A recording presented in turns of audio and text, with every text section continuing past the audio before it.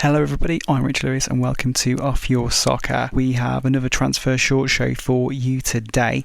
The main action is still a few weeks away from kicking off, however we've still got plenty of transfers to look at and also a few other big stories cropping up around the world of football. And today we're going to start off with a story that came off the back of an interview Erik ten Hag did with a news outlet in his native Netherlands. And from listening to that, you can start to see an argument forming that makes a very good case for Erik ten Hag staying at Manchester United this season. There was a lot of debate before he had his contract extended, asking the question as to whether or not he is still the right man to bring success to Manchester United after a very disappointing season. Now, one of the things that has been picked up on quite widely is Ten Hag's agreement with Ralf Rangnick's assessment that the squad he inherited essentially required open heart surgery to make it fit for purpose. This has been seen as quite a big statement to make, but arguably he didn't need to say it, and this is evidenced by the permanent signings that Manchester United have made so far under Erik ten Hag. Antony's come in, Lisandro Martinez, Casemiro, Christian Eriksen, Tyrell Malacia, Andre Onana, Rasmus Højlund, Mason Mount, Otto Bindia, Johnny Evans, Joshua Zirkzee, and most recently Lenny Yoro. And that's just the 12 permanent transfers United have made, not to mention loans. They've spent over £400 million. 2 goalkeepers, 4 defenders, 3 central midfielders, 1 wide player, 2 strikers and still counting, with more outgoings expected. That sounds like open heart surgery from a football perspective already.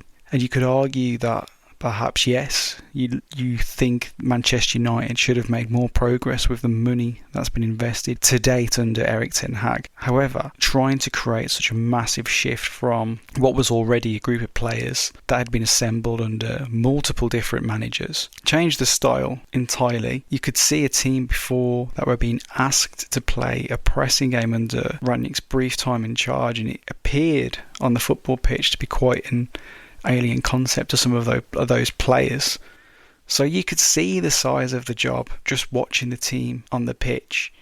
He also noted in the interview about the difficulties changing the culture and mentality, as they weren't good when he arrived. They discussed the complexity of trying to make change at a club the size of United, dealing with a lot of different issues over the past couple of years as well. And I think when you then hear him talk about how big of a job just selecting the team and working on the tactics is, mentioning how a club the size of United needs a strong scouting and transfer policy, and that he can already see the benefits to have the support of Dan Ashworth in particular, you get a genuine sense that he was attempting to make the best of a bad situation under the previous regime.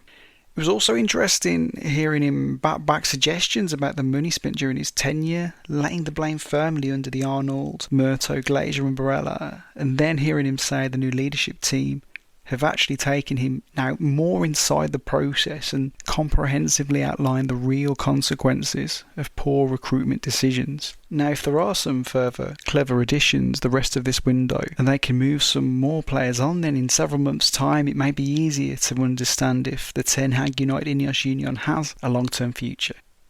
Now, one signing that very much has cost United heavily in more ways than one is that of Jadon Sancho. It's been reported today that Sancho or his people have been talking to Paris Saint-Germain. Terms have been agreed, personal terms that is, however, a fee is still to be worked out between the clubs.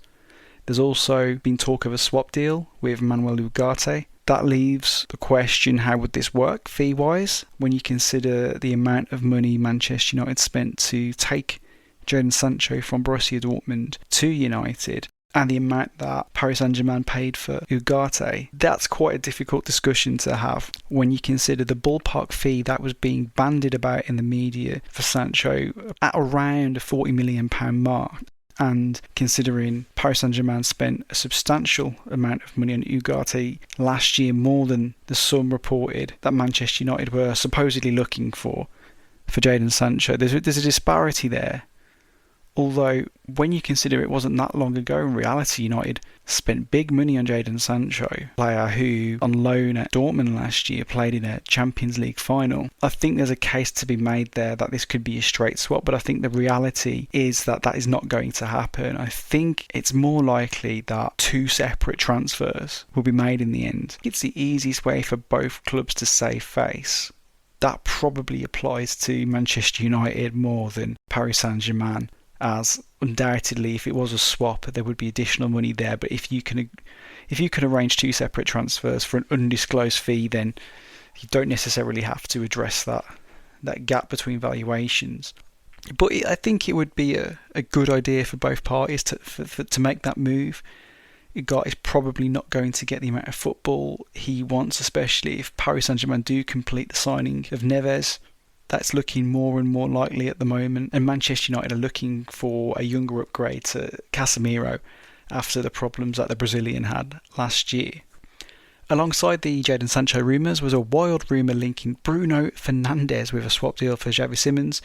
There could be some sense in this. It is incredibly unlikely that this will happen. However, there were comments from Fernandes towards the end of last season which probably for the first time suggested that there could be a little bit of doubt there with regards to his future, not because he in any way, shape or form wants to leave, but he wants to be successful. Although that didn't necessarily tally up with the Saudi Pro League rumours that were doing the rounds for a brief period of time, but it does tally up a little bit more with a club of Paris Saint-Germain's status. There hasn't been a lot of congruence as well between Xavi Simons and Paris Saint-Germain. Before these rumours came along, it looked like Bayern Munich might be looking at Xavi Simons as well. So there is some logic there behind the link. However, it wouldn't surprise me if Xavi Simons ended up at Manchester United somewhere down the line. It wouldn't require a crazy alternate universe to see Bruno Fernandes move to Paris Saint-Germain. So what do you think, United fans? Would you be happy with a Sancho swap? And as unlikely as it is to happen, how about a Bruno swap? Now, one Portuguese transfer that has a much likelier possibility of happening is João Felix to Aston Villa, who will soon have the Moussa Diaby money burning a hole in their back pockets, waiting to be immortalised as part of another big money acquisition. But if Villa do pull this off, the question remains, where will he fit in? There has been a mixed reaction online in general, as a number of fans seen him as a wide replacement for Diaby, although they are of course 2 very different players, with Diaby relying on his blistering speed and Felix on his exceptional technical ability. Another take online, however, ties nicely into another transfer rumour doing the rounds today, with West Ham apparently moving closer to the signing of John Duran from Aston Villa.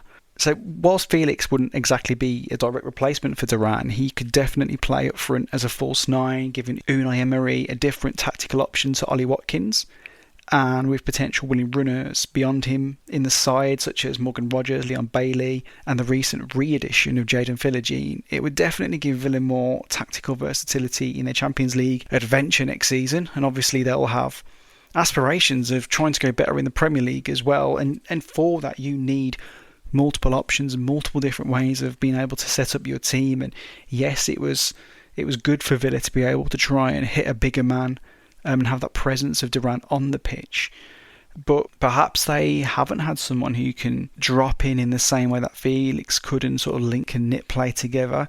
Emi Buendia will be back, as we've mentioned in the previous show, next year. Again, he's someone who can knit play together, but you wouldn't look at him as being a striking option. So we want to know, Villa fans, in the absence of Diaby and Duran, who should Villa be looking to bring in? Get in touch at OffYourSoccer on X. Now, from recent Champions League newcomers to a Champions League veteran, the rumours surrounding a potential move for Kevin de Bruyne continue to grow. Arguably, the main questions here are, can Kevin de Bruyne still cut it in the Premier League, and does he want to? Now, he can still cut it in the Premier League. That's probably not the right question to ask. The question should be, can he cut it at the highest tier? And in flashes and in moments, he definitely can. Maybe for 45 minutes he can, potentially 70 minutes, but his body has broken down a lot more in recent seasons. And you do wonder if he's got enough in the tank to consistently do that. If City needed a player to unlock games in moments, he can still do that. He can do that for any top club at the highest level. But does he still want to do that? Kevin de Bruyne may well be the type of person who needs to be involved. He might be the type of person who needs to feel that he is at the centre of things and running the show, and perhaps he doesn't want to accept being a bit part player. And sure, moving to the Saudi Pro League, which is looking like his most likely destination, isn't exactly seen as being the most ambitious of moves still. You can't forget that Kevin de Bruyne has pretty much won everything there is to win. So there won't be any regrets there, I believe, if he does make the move to Saudi Arabia. And as he's admitted himself, has an opportunity to earn a staggering amount of money. And then another question that will need to be asked, if it does look like Kevin de Bruyne will leave Manchester City, is how do you replace him? I think if you look across the road at Manchester United and think back to the point where Roy Keane left, fans were wondering, how do you replace Roy Keane? Where are you going to find another Roy Keane?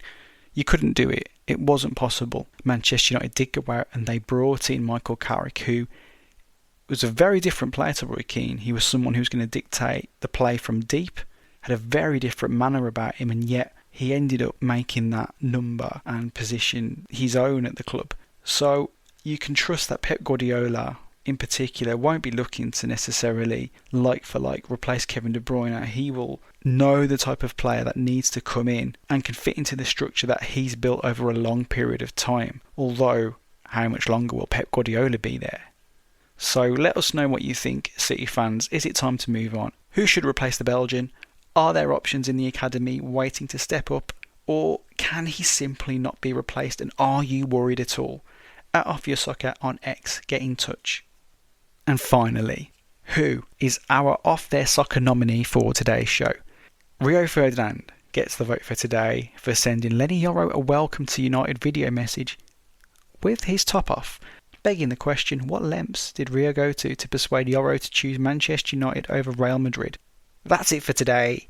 Thank you for listening, and I'll be back soon with some more Off Your Soccer snapshots of the summer transfer window and beyond.